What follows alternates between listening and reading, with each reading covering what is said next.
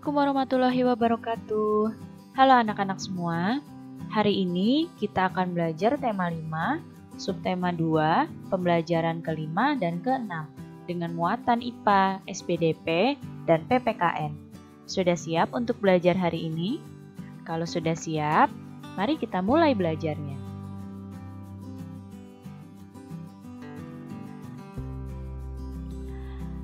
Coba perhatikan gambar yang ada di hadapan kalian. Pernahkah kamu melihat kupu-kupu sedang menghisap bunga seperti pada gambar?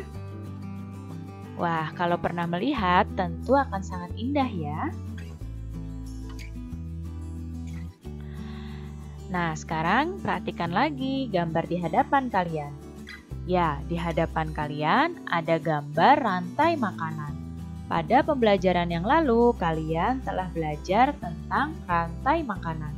Nah, sekarang dilihat di sini pada rantai makanan, produsen yaitu di sini rumput atau tumbuhan hijau dimakan oleh belalang sebagai konsumen 1. Kemudian, belalang dimakan oleh katak sebagai konsumen 2. Katak dimakan oleh ular sebagai konsumen 3. Ular dimakan oleh elang sebagai konsumen 4. Nah, elang ini sudah tidak ada lagi yang memakan, berarti elang adalah konsumen puncak. Nah, elang ini jika mati, tubuhnya akan diuraikan oleh jamur. Dan hasil penguraiannya akan menjadi bahan atau nutrisi bagi tumbuhan lagi. Jadi, rantai makanan ini merupakan salah satu interaksi antar makhluk hidup. Sekarang coba perhatikan gambar ini. Nah, di sebelah kiri kalian ini ada gambar ikan badut sedang berinteraksi dengan anemon laut. Dan di sebelah kanan kalian di sini ada gambar burung kolibri yang sedang berinteraksi dengan bunga. Makhluk hidup saling berinteraksi untuk mempertahankan hidupnya. Interaksi antar makhluk hidup dalam ekosistem dapat berupa simbiosis. Siapa yang tahu apa itu simbiosis? Ya, simbiosis adalah hubungan erat yang khas antara dua jenis makhluk hidup. Sekarang kita akan bahas satu persatu tentang simbiosis. Simbiosis yang pertama ada simbiosis mutualisme. Apa itu simbiosis mutualisme? Simbiosis mutualisme adalah hubungan antara dua makhluk hidup yang saling menguntungkan. Kemudian yang kedua ada simbiosis komensalisme. Nah, simbiosis komensalisme ini adalah hubungan antara dua makhluk hidup yang hanya menguntungkan satu pihak, sedangkan pihak lain tidak juga diuntungkan dan tidak dirugikan. Yang satu lagi yang ketiga ada simbiosis parasitisme.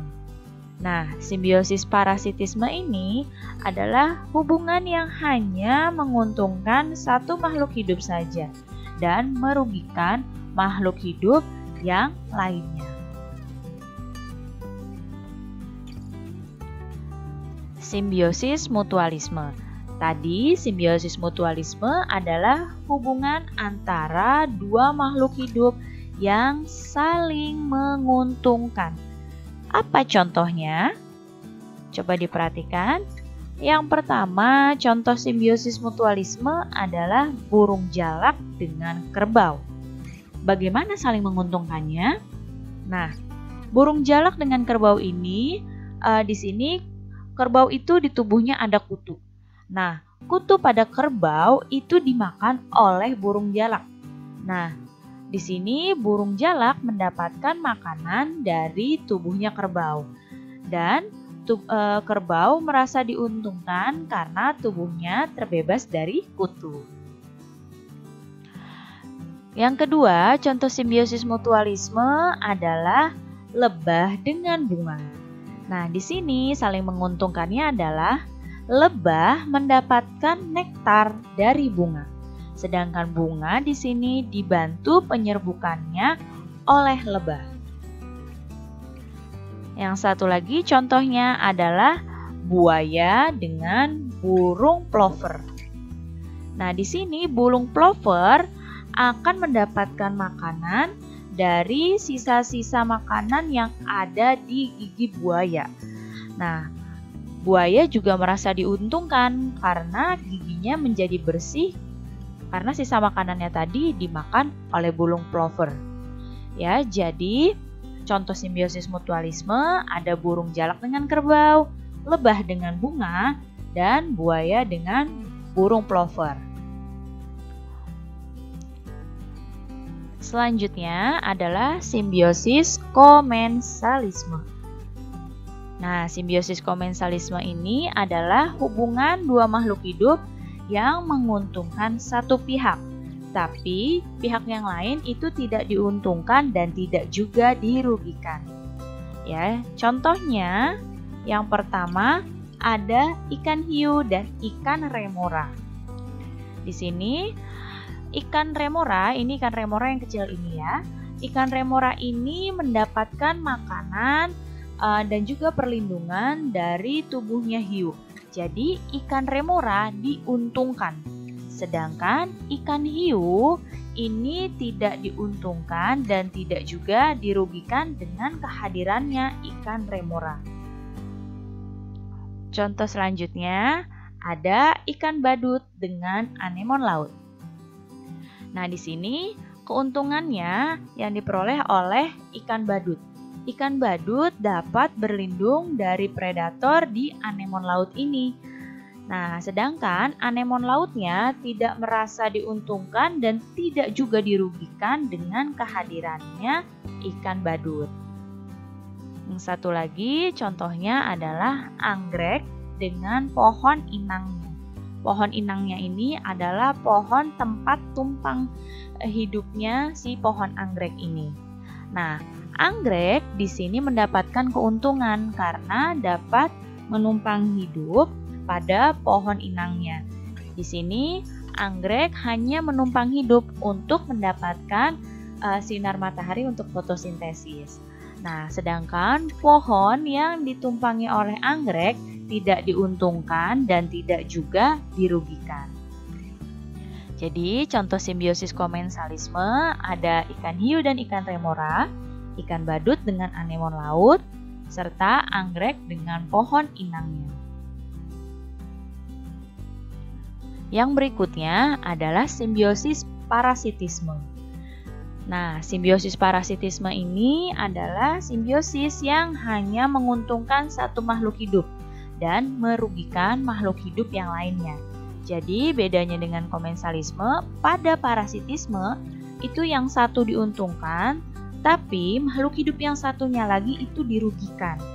Apa contohnya? Nah, di sini contohnya ada benalu dengan pohon inangnya atau pohon yang ditumpanginya. Nah, di sini benalu adalah tumbuhan yang menumpang hidup di tumbuhan lain. Nah, akan tetapi benalu ini menumpang hidup sambil mengambil sari-sari makanan yang ada di pohon yang ditumpanginya. Nah, tentu saja pohon yang ditumpangi oleh benalu ini akan dirugikan karena sari-sari makanannya ini dihisap oleh benalu. Contoh yang berikutnya adalah ulat dengan pohon buah. Di sini ulat mendapatkan makanan dari pohon yang ada buahnya. Akan tetapi pohon dirugikan karena buah-buahannya menjadi rusak dimakan ulat. Contoh simbiosis parasitisme lagi adalah kutu dengan kucing. Nah, di sini kutu biasanya tinggal di kulitnya kucing. Nah, kutu ini mendapatkan makanan dengan menghisap darahnya kucing. Tapi kucing merasa dirugikan karena rasa gatal yang ditimbulkan oleh kutu tersebut saat menghisap darahnya kucing.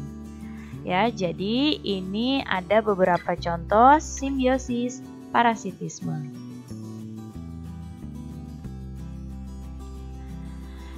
Nah, di sini terdapat bermacam-macam interaksi antar makhluk hidup yang terdapat di alam ya. Sehingga di sini manusia tak jarang menjadikan alam sebagai sumber inspirasi dalam sebuah karya seni. Misalnya adalah tarian.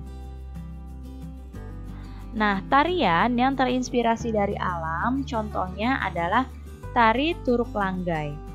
Nah, ini adalah gambar tari Turuk Langgai. Tari Turuk Langgai ini berasal dari Kepulauan Mentawai di Nias, Sumatera Utara. Nah, dalam tarian ini, penari menirukan gerak hewan seperti unggas, kelinci, dan juga monyet.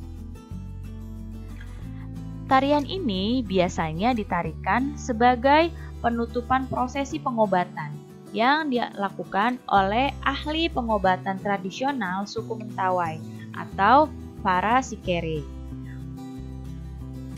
Nah, bisa kalian lihat di sini properti pada tarian ini ada bulu unggas, kemudian juga ada dedaunan.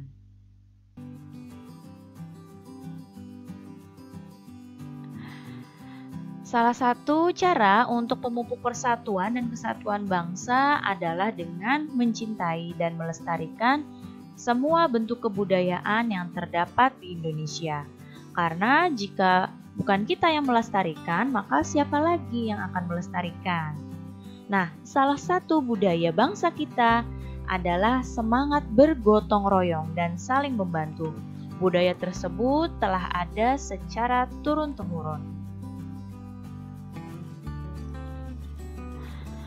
Gotong royong merupakan kegiatan bersama yang bertujuan untuk mencapai kemajuan bersama pula.